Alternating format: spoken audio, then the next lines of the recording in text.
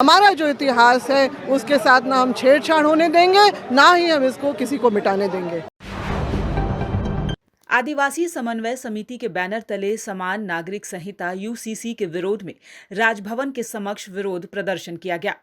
आदिवासी संगठन के लोगों का कहना है कि समान नागरिक संहिता का हम पुरजोर विरोध कर रहे हैं। 30 जुलाई को पूरे देश के आदिवासी झारखंड में एकत्रित होंगे और इसके विरोध में रणनीति तैयार करेंगे। इसके खिलाफ जोरदार आंदोलन किया जाएगा। केंद्र सरकार अगर इस कानून को लागू करने पर अड़ी रही तो झारखंड भी मणिपुर बन जाएगा।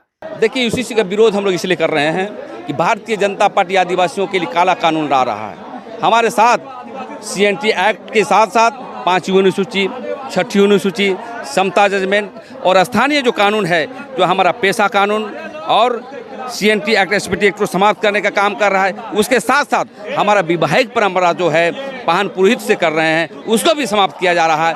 इसीलिए भारतीय जनता पार्टी का हम लोग विरोध में आज 1 दिवसीय धरना हम लोग दे रहे हैं और यही बात नहीं माना जाएगा तो पूरे राष्ट्रव्यापी आंदोलन तेज करने का काम करेंगे। द्वारा सीएनटी एक्ट प्राप्त है, पेशा कानून प्राप्त है, विस्कन्सन रूल प्राप्त है, ये 5वीं अनुसूची प्राप्त है, उस पर प्रभावित होगा। और जो संविधान से जो हमको जो संरक्षण प्राप्त है, वो सारे संरक्षण हमको जो है खत्म हो जाएगा। चूँकि हम इसलिए सामान्य कानून हम पर थोपने का प्रयास किया जा रहा है। हम असामान्य हैं। चूँकि अगर सामान्य होते तो हमको इस तरह के 5th शेड्यूल, आरक्षण, सीएनटी एक्ट हमको नहीं मिलता। तो इसलिए सामान्य कानून थोप के हमारा अस्तित्व को ही मिटाने का प्रयास किया जा रहा है। और एक तरह से हम कह सकते हैं कि इसको हिंदू राष्ट्र बनाने की ओर दिशा में ये लोग आगे बढ़ना चाहता है। इसलिए हम लोग इसका विरोध कर रहे हैं। और जो हमको संपत्ति का जो हमारा अधिकार है, मालिकाना हक है, उसका जो हमारा ताना बाना है, वो तमाम ध्वस्त हो जाएगा। इसलिए हम लोग किसी भी हद तक इसको जाएंगे और इसको रोकने का हम लोग प्रयास करेंगे। जब भी देश में चुनाव आने वाले होते हैं तब भाजपा इस तरीके से हिंदू मुस्लिम करने के लिए कई तरह की चीजें सामने लाती है, लेकिन वह भूल जाती है कि ऐसे कानून लागू होने की वजह से आदिवासियों के कई अधिकार छीन लिए जाएंगे। आदिवासियों की जमीन भारतीय संविधान में वर्णित अनुच्छेद 244 पेशा कानून, सीएनटी एसपीटी एक्ट, 5वीं अनुसूची, 6ठी अनुसूची के आधार पर आदिवासी समुदाय को विशेष अधिकार है, वह सब समाप्त हो जाएगा और अधिकार समाप्त होते ही आदिवासियों पर अत्याचार बढ़ जाएगा। देखिए, यूसीसी कानून जो सामान्य नागरिक संहिता जो हिंदी में कहते हैं, ये जो है वैसे तो संविधान में इसका जिक्र है, मगर ये जो है आपके लिए अनिवार्य नहीं है सरकार को इसको लागू करना एक तरह से। और ये कोई ज़रूरत नहीं है, मगर इसको जानबूझ के इसको अभी लाया जा रहा है, पेश किया जा रहा है, ताकि जो हमारे देश भर के जो लोगों को इसी बहाने जो है अपने कब्जे में करने का, अपने हिसाब से चलाने का।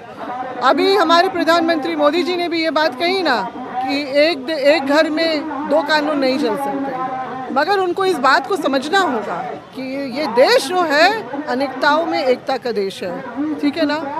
और यहाँ पर किसी एक जाति, समुदाय के या धर्म के लोग नहीं रहते, विविधता है लोगों की, अपने अपने परंपरागत जो कानून भी है सबके। और उसमें से विशेष रूप से आदिवासी समाज का भी बहुत प्राचीन अपना जो प्राचीन समय से जो हमारे अपना जो इतिहास चला आ रहा है कि हमारी अपनी आस्थाओं की रक्षा कैसे करनी, हमारे परंपरागत जो कानून जो लंबे समय कालांतर में जो उसका निर्माण हुआ, उसको कैसे संरक्षित करना है। हमारे अपने पूर्वजों ने भी जल जंगल ज़मीन की रक्षा करने के लिए जिस तरह से क्रांतियाँ की, और बहुत सारी ऐसी चीज़ों को जो अंग्रेज़ों ने भी समझा कि आदिवासियों को अपने चीज़ों के साथ, अपनी व्यवस्थाओं के साथ छेड़छाड़ पसंद नहीं है। इसीलिए तो जब 1972 में जो इस देश में 1872 में जब इस देश में जनगणना का काम शुरू हुआ तो आदिवासियों को अलग कॉलम कोड में रखा गया। उसके बाद 20वीं शताब्दी में जो है, और इसके बाद कई कानून भी हमारे ज़मीन सुरक्षा कवच जो है कानून के बतौर भी बनाए गए। 20वीं शताब्दी में जो है अनुसूचित क्षेत्रों को अंग्रेज़ों द्वारा चिन्हित किया गया कि यहाँ पर जो देश का लागू कानून जो है यहाँ पर नहीं चलेगा। ये स्पष्ट रूप से कहा है। आज़ादी के बाद भी भारत के संविधान में भी इन सब बातों को यथावत रखते हुए और बल्कि उससे आगे बढ़ के हमारे कस्टमरी लॉ को भी जो है कानूनी जो है मान्यता दी गई। साथ ही साथ 5वीं और 6वीं अनुसूची का भी निर्माण आखिर क्यों किया गया कि आदिवासी जो है अपने इलाकों में अपने तरीके से रह सकें। अब देश भर में 730 जो है आदिवासियों का जो है सूची बनी हुई है। सबके अपने अलग अलग व्यवस्थाएं हैं, अपना अलग अलग प्रथागत कानून है, तो आप उसको एक कॉमन सिविल कोड में आप कैसे ला सकते हैं? क्या ये संभव है? क्या ये उचित है?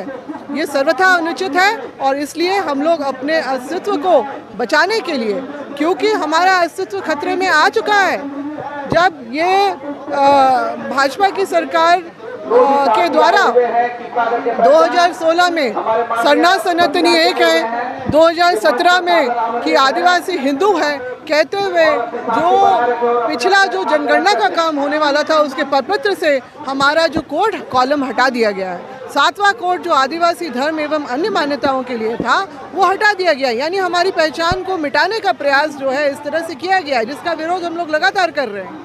अब इसमें आगे चल के जो इस तरह से कॉमन सिविल कोड लाने की जो बात हो रही है, निश्चित रूप से वो हमारे जो इन सब चीज़ों को मिटाने के लिए पूरा प्रयासरत है।